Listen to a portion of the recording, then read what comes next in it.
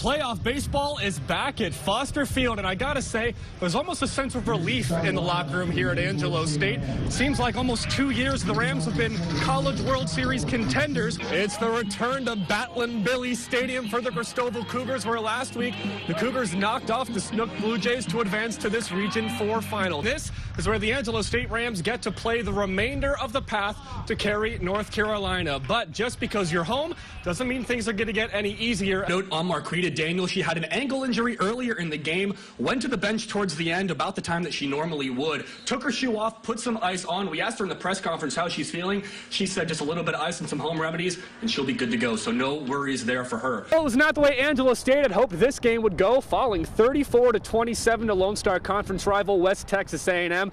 The inaugural roster is filled with talent from NCAA Division II and III institutions, even some local high school athletes. Goal scorers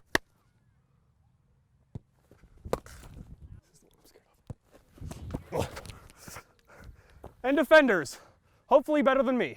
North Side look alive. The Concho Valley coaching carousel keeps on spinning, and this time it brings a Lakeview alum back home.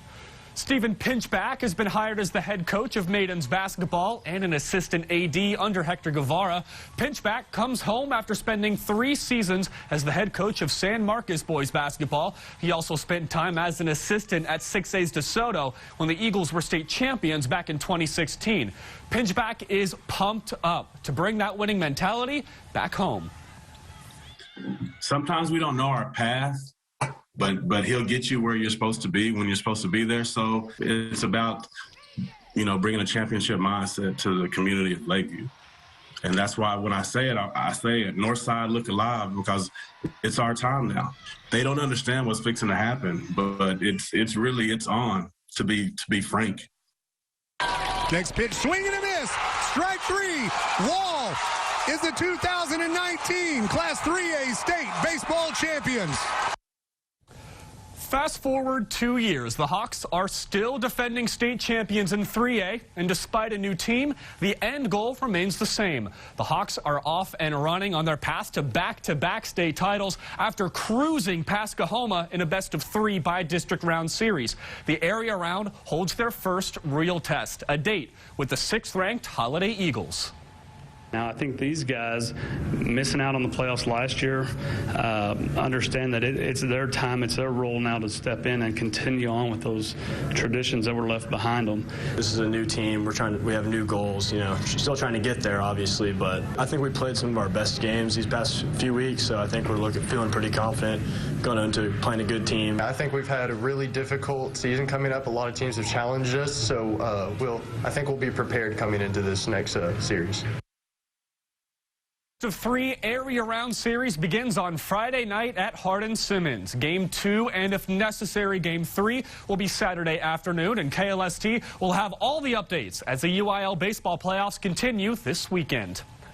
The Lone Star Conference softball tournament gets underway tomorrow morning in Oklahoma City. So to officially wrap up the regular season, the LSC released the conference awards. Second baseman Ashlyn Lerma and outfielder Courtney Barnhill both earned Gold Glove awards for being the top defenders at their position. Genesis Armendariz, Keely Garcia, Ashlyn Box, and Madison Fernandez were named to the all-freshman team. Fernandez, Lerma, Barnhill, Box, and Garcia were named to the all-conference first team, and Michaela Corbin is named all-conference second team. The LSC tournament begins tomorrow morning in OKC. The Bells have the 2 seed. They'll await the morning matchup of the 7 seed Lubbock Christian and 10 seed St. Edwards. The Bells will face the winner at 4 in the afternoon. Here's head coach Travis Scott from his Oklahoma City hotel room on starting postseason play. So this is not a do or die tournament for us, thank goodness, because it would be pretty stressful having to win this tournament with the competition that's here.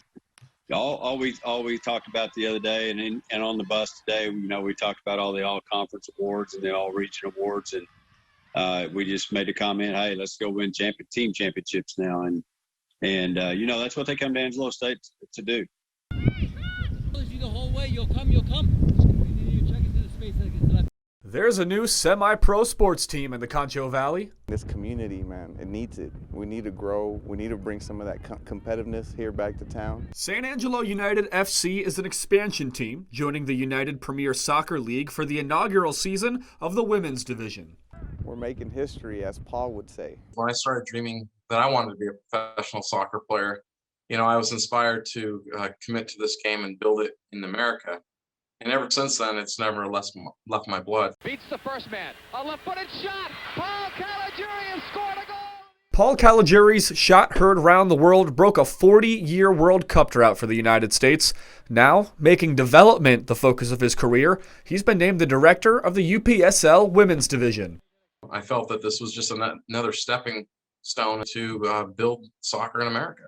Having the opportunity to bring soccer to new communities, it's important we see them sustainable and that they're successful. So the main thing is we keep the travel in proximity. San Angelo United FC will play a 10-match schedule beginning on May 22nd against 5 other West Texas clubs. The inaugural roster is filled with talent from NCAA Division II and III institutions, even some local high school talent, both goal scorers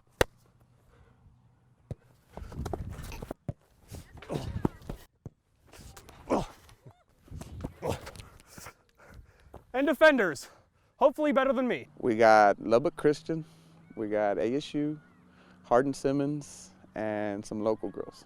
So we're going to have a stacked team. And as for the inaugural season expectations, I want to win it. Championship.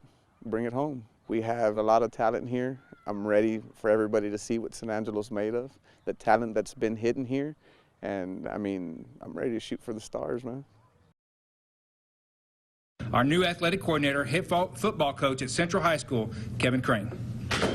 a new era begins as Central hires the 27th coach of Bobcat football. It's truly a dream come true for me, something that I've dreamed about doing my whole life, something that I've waited patiently to achieve. Crane has spent the last 12 seasons at Central High, all under former head coach Brent Davis. Well, I just think the continuity of the situation and just keeping it rolling, what Coach Davis has started. You know, I was here from day one, and we got to build this program to what it is today, and it took a lot of hard work to have the opportunity to continue and to try to make it better by putting my stamp on it. You know, I think that's kind of what it boiled down to. Now in his first head coaching job, Kevin Crane is prepared to lead in a community he's come to call home. I think the last time I checked my phone, I had 116 text messages this morning. So I've had a lot of people reach out to me. I've had a lot of people approach me over the last 10 days wishing me good luck. And that means a lot. Really does. To know that you made an impact in a community and you have the support of the community, it's really important. You know, the uniqueness about San Angelo is that we're vertically aligned. We're all on the same page. We're all pulling in the same direction. It's a great day to be a San Angelo Central High School Bobcat.